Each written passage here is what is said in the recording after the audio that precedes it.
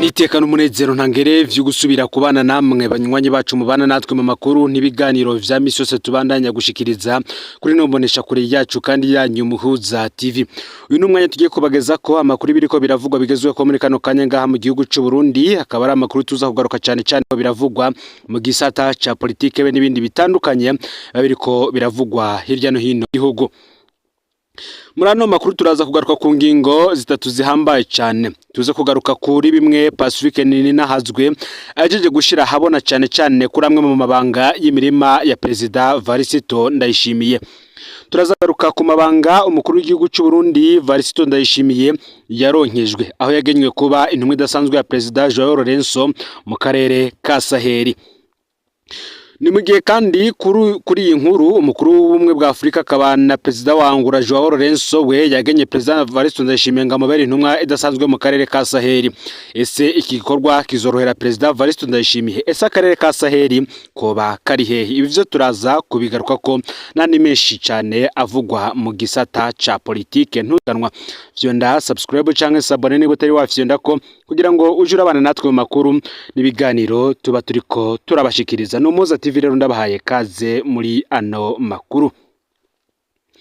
Mu ndwi heze hari umunyagihugu wo mu gisagara ca Buhiga ku mugwa mukuru w'intara ya Karusi yanditse yidoga ingene umukuru w'igihugu yakatishije amazi akajana mu murima wiwe ahitwa Shanga. Ibi bica bituma amazi abura rwose mu gisagara ca Buhiga. Aho ni mu gihe ibuhiga bari bamaze igihe bagira ingorane z'amazi iyo ici irigeze. Uyu munyagihugu akavuga ko ubu vyunyutse kuva namake bafise akatishijwe. Mu mpera y'indwi heze President Ndayishimiye we yarishimiye ingene abandanya kurima kongera kimbura muci, aca asaba abarundi bose kumwigana. Pacifique Ninahazwe ati amwe mu mabanga y'imirima ya President Ndayishimiye. Inyuma y'ayo makuru hari uwundi munyagihugu w'Ikarusi yashimiye kudusangiza rero amabanga ajanye n'uburimyi bwa President Ndayishimiye mu ntara ya Karusi. Hari amakuru ajanye n'igugwa ry'amatongo, uko abamukorera bahembwa, ibugwa irengero ry'ubujejwe imirima yiwe n'ibindi. Inkuru yiwe rero tukaba tugiye kwibashikiriza mu mice itatu. Turaza gutangura ku mirima ya Shanga na Gashanga, tuze kubandaniza ku manyanga mu buguzi bw'imirima ndetse kandi n'abakozi bahembwa inica nikize. Tuze no kugaruka ku iburwa irengero rya Diomede Habimana, uyu akaba ari umwe mu bahinga bari bajejwe imirima y'umukuru w'igihugu Varisito Ndayishimiye. Reka dutangurire ku mirima ya Shanga na Gashanga.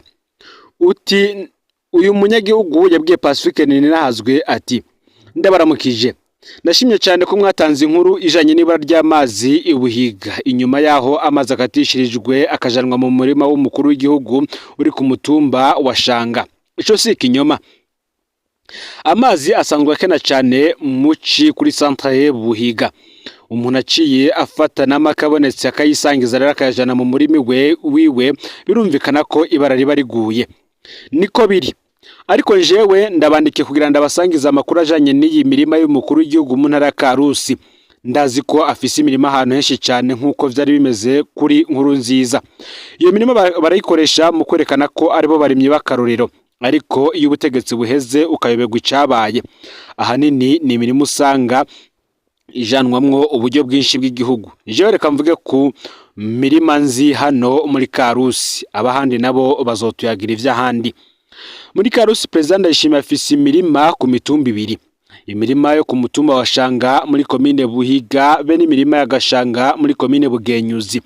Ubu imirima yiwe irimwo ibiraya cyane ariko ahora ashiramwo n'ibindi. Nko mu Gashanga ahora aharimira ibigori. Reka tugaruke ku manyanga mu buguzi bw'imirima. Imirima yo mu Gashanga iri ahantu buvuye ku ikaburimbo riva Karusi centre ugeze ahitwa Irwingoma, aho yihagiye itongo ry'umwubatsi w'amazu yitwa Eri avuka muri komine Gitaramuka, akamwenda kazomuye inka n'ubu akaba atarazimuha haheze imyaka 5. Muri Shanga amatongo yaguriwe abanyagihugu mbere bamwe kwabaye kubategeka kumugurisha ko. Ubu haraciye umwaka aguze ayo matongo. Ihegitari yayigura miliyoni 8. Nta numwe yararekuriwe kwanka kumugurisha ko. Hariho babiri bari bananye kumugurisha ko. Bahaca hakoreshwa uruyeri rukomeye. Perezida Ndayishimiye yari afise umuhinga yamurabira imirima yitwa Diomede Habimana. Uyu rero niwe yaciye ahenda abo bantu abemerera amafaranga menshi atabanje kubapimira kugira azoca agaruka kubateza ibibazo mu nyuma. Erega ntivyatevye, amaze kubaha ayo mahera yaciye azana akuma gapima neza amatongo, aca asanga uwa mbere ni hegitare 1.5 mu gihe yari yamuhaye ayaciye hegitari 4, ubundi asanga ni hegitari 2.5 kandi yari yamuhaye aciye hegitari 4.5.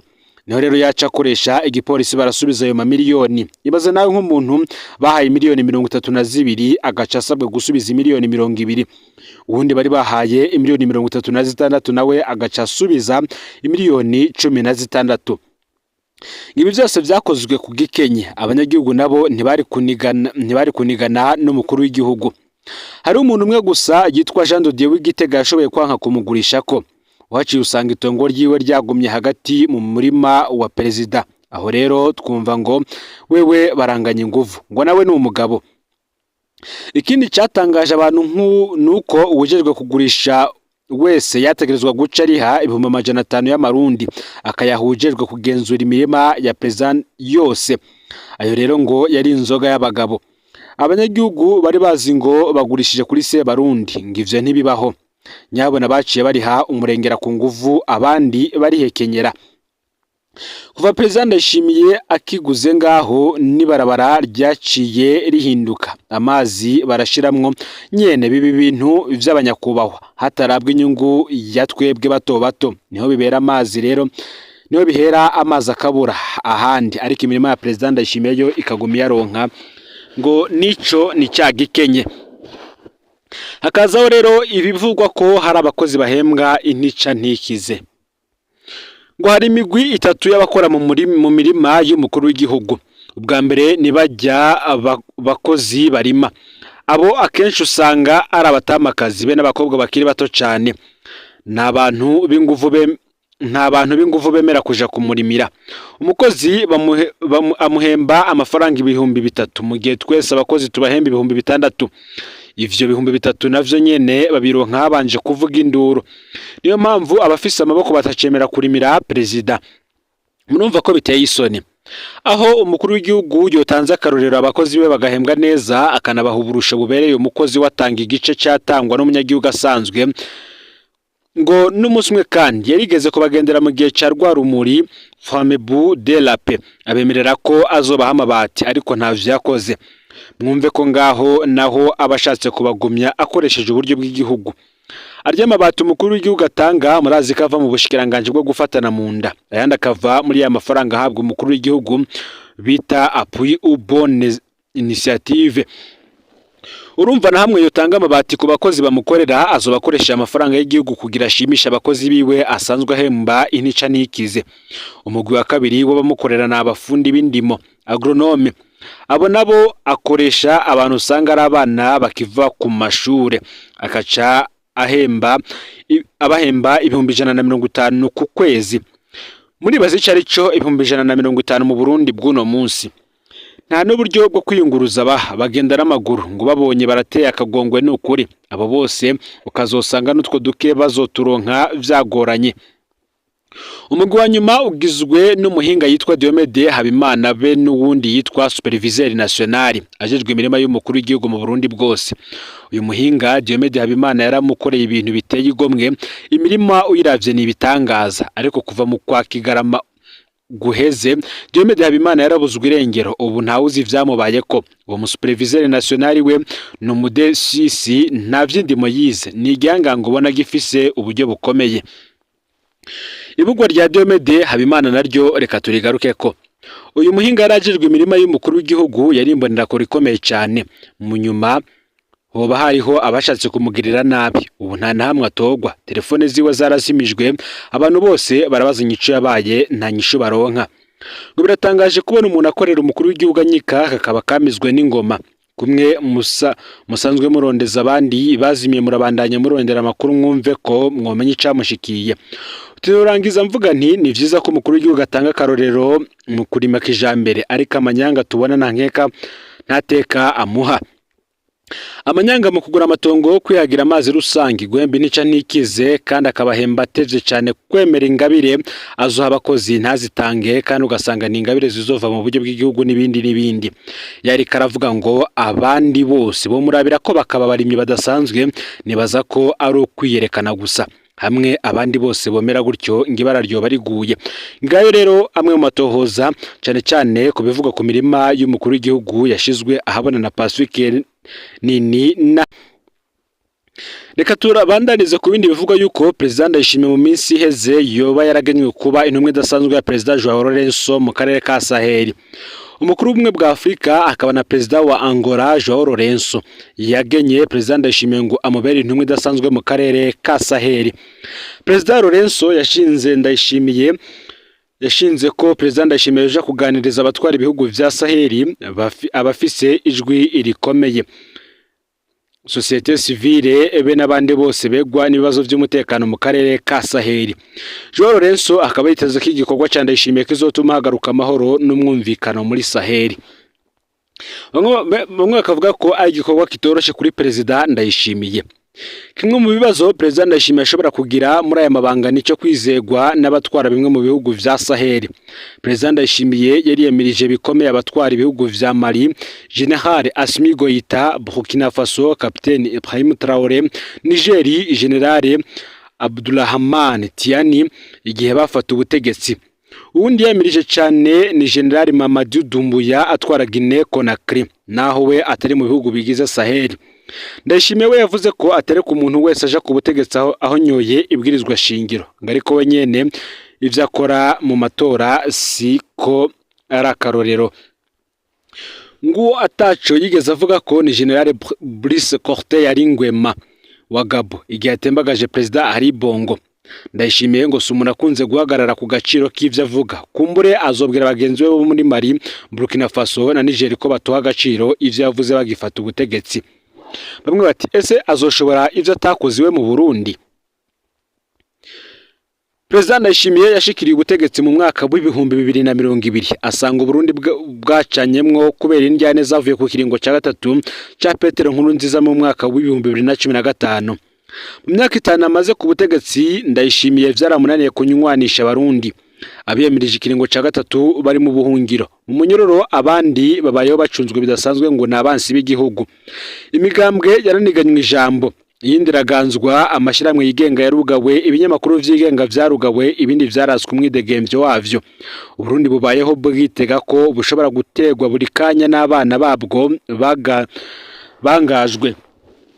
Ivyo biri mu bituma rero Burundi bufise ibibazo mu vy'ubutunzi bikomeye cyane. Aho nituvuze ibibazo vy'onyangwa ry'agateka kazi na muntu ku rugero rubi cyane. None ivyansiwe mu Burundi Ndayishimiye ngazo bibasha mu mahanga. Mu mwaka w'ibihumbi 2023 President Ndayishimiye yahawe kurongora umuryango wa Afurika y'ubuseruko EAC. Yafashwe nk'umushinga ntahe yofasha kumvikanisha abanyekongo. Igihe hashigwaho umugwi w'abasirikare baja hagati ya leta ya Kongo n'umuhari M23, Ndayishimiye yabaye wa mbere kurungika ingabo muri uwo mugwi, mbere bamushinga uturere M23 yari yarafashe ngo aducungere bwa mushinga ntahe. Ngico yakoze yaciye aja Kinshasa yumvikana na Tshisekedi ingena rungika ingabo z'u Burundi mu kinyegero zikagwana zambaye umwambaro wa FARDC, mbere na bwa burere bwa M23 acabo habasoda ba Republika Iharanira Intwaro Rusange ya Kongo.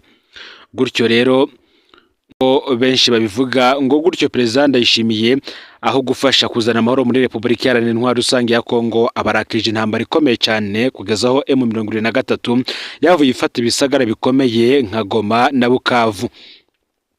Uwakoze ivyo muri Republika Iharanira Intwaro Rusange ya Kongo ngazoshobora kuba umushinga ntaye muri Sahel.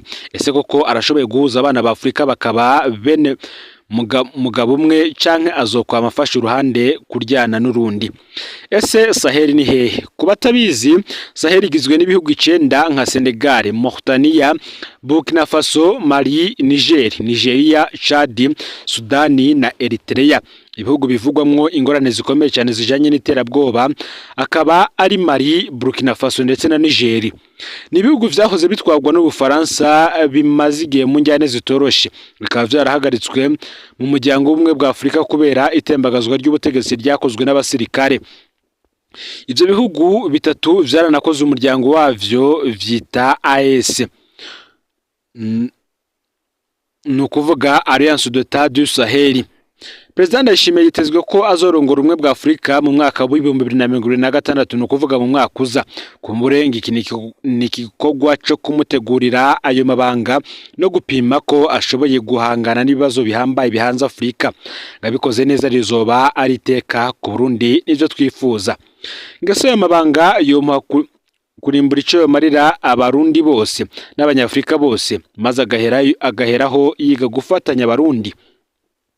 Ngamabanga ari karinjiramwo ntaza yafate nk'inyundo nshasha yo guhama abarundi bene wabo na nkeka murantunge ntateka yoronka kwakomeje injyana ahubwo azubaho bidasanzwe niyabo ushobora guhuza abarundi no guhuza abanyafrika bose nico tumwifurije.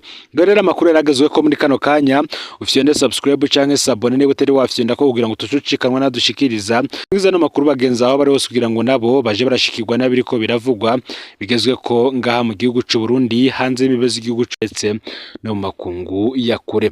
No Muhuza TV rero Imana ibahezagira ibikorwa vyanyu vya misuse muri ko murakora amakuru yacu yoyo arabandanya.